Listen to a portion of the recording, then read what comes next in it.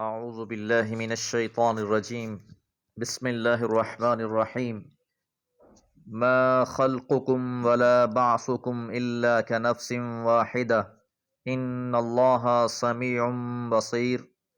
ألم تر أن الله يولج الليل في النهار ويولج النهار في الليل وسخر الشمس والقمر كل يجري إلى أجل مسمى وأن الله بما تعملون خبير.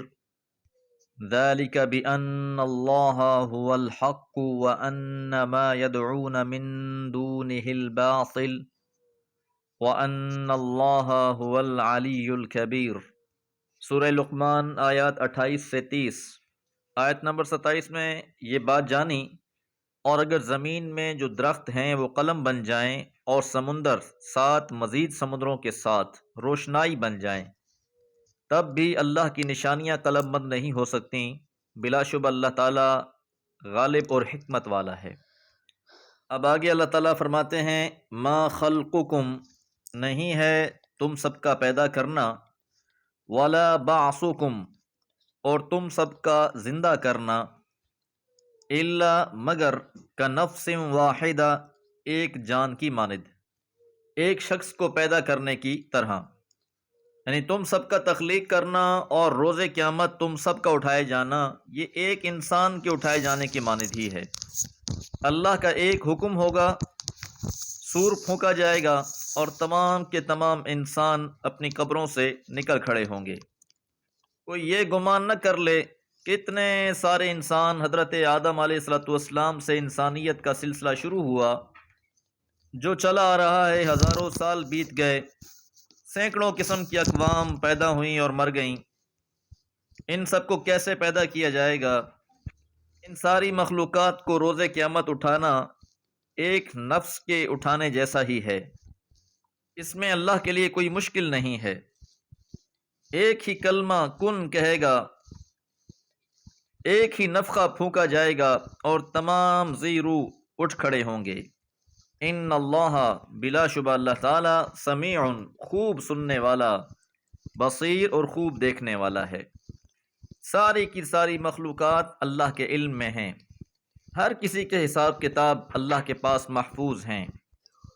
الم تر، کیا آپ نے دیکھا نہیں، ان اللہ، بلا شبہ اللہ تعالی، یولج اللیل فی النہار، داخل کرتا ہے رات کو دن میں، ویولج النہار، اور داخل کرتا ہے دن کو، فی اللیل، رات میں۔ روزانہ دن ختم ہو جاتا ہے، رات ظاہر ہو جاتی ہے، پھر رات کے بعد دن شروع ہو جاتا ہے، پھر رات شروع ہو جاتی ہے۔ تو اس میں بھی ایک بہت بڑی نشانی ہے انسان کے لیے کہ وہ کس طرح ایک چیز کو ختم کر کے دوبارہ وجود بخشتا ہے۔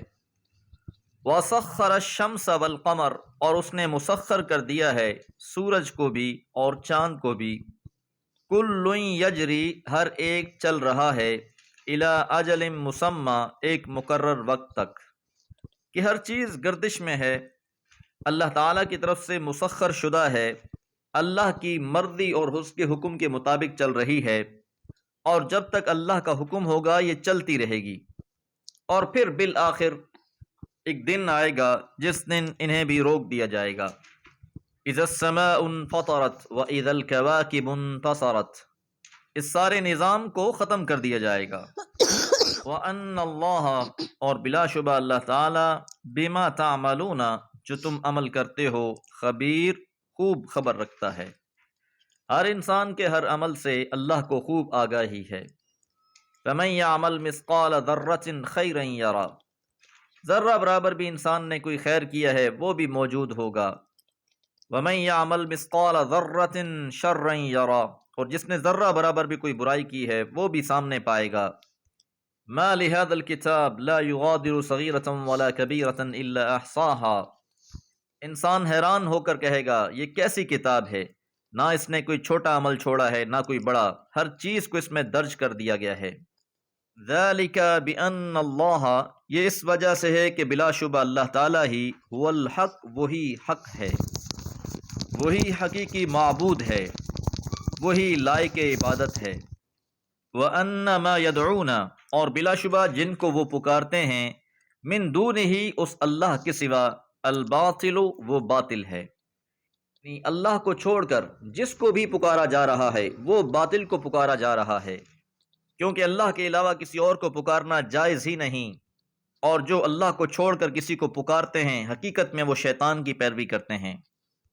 اللہ کے علاوہ اس کائنات میں کوئی اس لائق ہے ہی نہیں، اس لیے اللہ فرماتے ہیں لو کان فیہما آلہۃ الا اللہ لفسدتا، کہ اگر اس کائنات میں اللہ کے علاوہ کوئی اور بھی معبود ہوتے تو یہ سارا نظام درہم برہم ہو جاتا، لہذا جن کو بھی اللہ کے علاوہ پکارا جا رہا ہے وہ بے حقیقت ہیں، یہ لوگ خیال کی پرستش کر رہے ہیں۔ وَأَنَّ اللَّهَ اور بلا شبہ اللہ تعالی هو العلی الکبیر وہ بہت برتر اور بہت عظیم ہے۔ یہ سارا نظام اللہ کی یکتائی پر گواہ ہے، یہ پوری کی پوری کائنات اللہ تعالیٰ کی عبادت اور بندگی میں مشغول ہے، اس کائنات کا ذرہ ذرہ اللہ کی وحدانیت کا قائل ہے، اور ان سارے کے سارے معاملات میں وہ وحدہ لا شریک ہے، اس کا کوئی بھی شریک نہیں۔ دعا ہے رب العالمین ہمیں معرفت حق نصیب فرمائے۔ وما علیہ الا البلاغ۔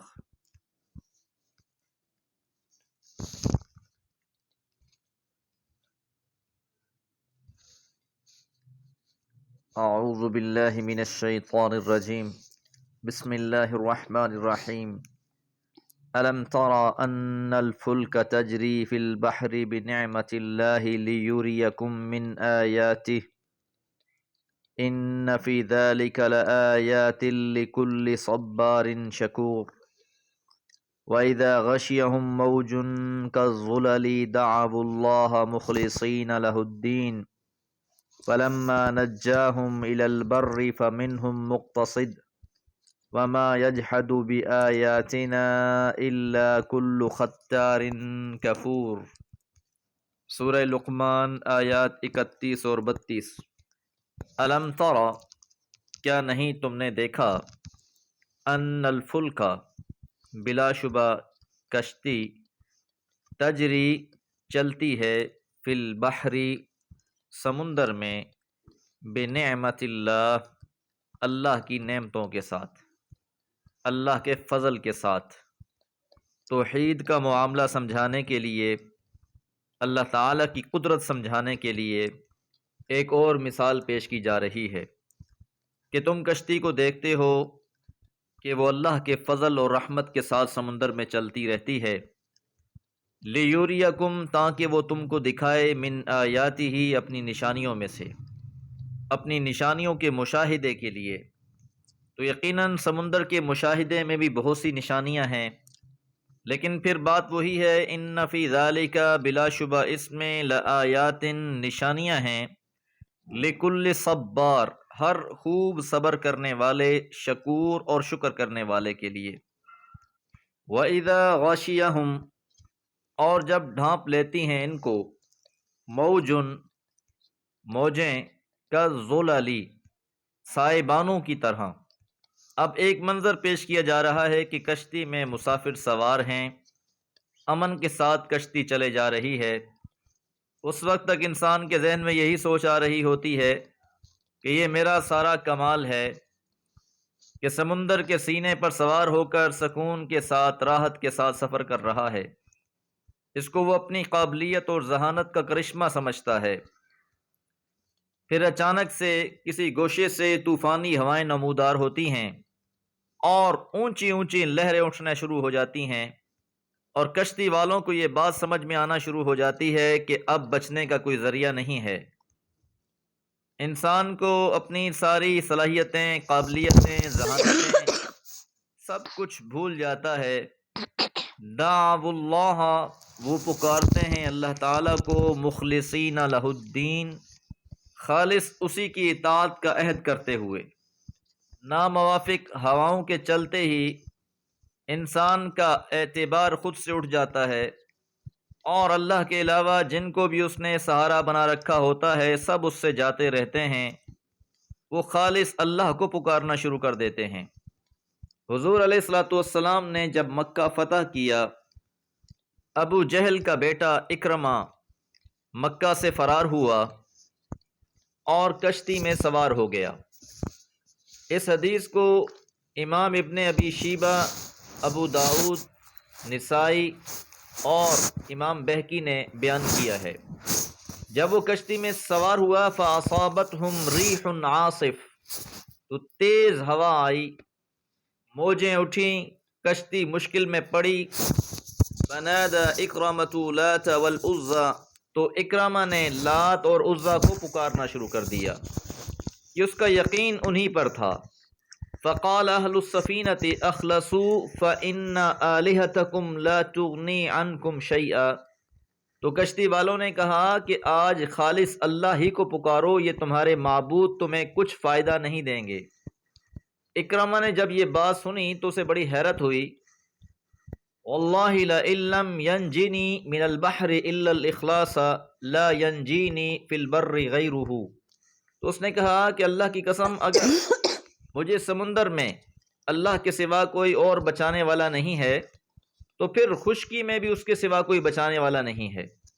اور ساتھ ہی اس نے ایک وعدہ کیا، اور اس کا یہ وعدہ اللہ کے ساتھ تھا۔ کہا اللہم لک عہدا ان انت عافیتنی مما انا فیہ ان آتی محمدا حتی اضع یدی فی یدہ، کہ اللہ میرا بھی تجھ سے وعدہ رہا کہ اگر تو نے مجھے بچا لیا تو میں محمد صلی اللہ علیہ وسلم کی طرف آؤں گا اور آپ کے ہاتھ پر بیعت کر لوں گا۔ اور پھر ایسا ہی ہوا، اللہ نے ان کی کشتی کو کنارے لگایا، اس مشکل سے نکالا، اور اکرمہ بن ابی جہل نے آ کر حضور علیہ الصلوۃ والسلام کے ہاتھ پر اسلام قبول کیا۔ تو یہاں پر بھی اللہ تعالیٰ فرماتے ہیں کہ یہ خالص مجھے پکارتے ہیں۔ فلما نجاہم، پس جب ہم انہیں نجات دے دیتے ہیں، الی البر، خشکی کی طرف، فمنہم مقتصد، تو ان میں سے کچھ راہ پر رہتے ہیں۔ کہ دعویٰ تو سبھی کرتے ہیں، خالص اللہ ہی کو پکارتے ہیں، لیکن جب اللہ تعالیٰ ان کی کشتی پار لگا دیتا ہے تو ان میں سے کچھ لوگ تو ایسے ہوتے ہیں جو واقعی اپنے وعدے پر پورے اترتے ہیں، خالص اللہ ہی کی بندگی کرتے رہتے ہیں، اور بہت سے ایسے ہوتے ہیں جو پھر بے راہ ہو جاتے ہیں۔ وما یجحد بآیاتنا، اور نہیں انکار کرتا ہماری آیتوں کا، الا مگر کل ختار، ہر بد عہد، کفور اور ناشکرا، کہ جو انسان بھی بد عہدی کرنے والا ہے، ناشکری کرنے والا ہے، ایسا شخص ہی ہم سے عہد کر کے توڑ دیتا ہے، قسمیں کھا کر بھول جاتا ہے، کیونکہ یہ بد عہد بھی ہے اور ناشکرا بھی ہے۔ لفظ خطار خطر سے ہے اور یہ مبالغے کے لیے استعمال ہوا ہے، یعنی بدترین قسم کی بد عہدی اور عہد شکنی کرنے والا ہے۔ مشکل کے وقت تو عہد و پیما کرتا ہے، بڑی بڑی قسمیں کھاتا ہے، لیکن جب اللہ تعالیٰ اس مشکل سے نکال دیتا ہے تو پھر یہ سب کچھ فراموش کر دیتا ہے۔ دعا ہے ہم ہر حال میں اللہ پر توکل کرنے والے ہو جائیں۔ وما علیہ الا البلاغ۔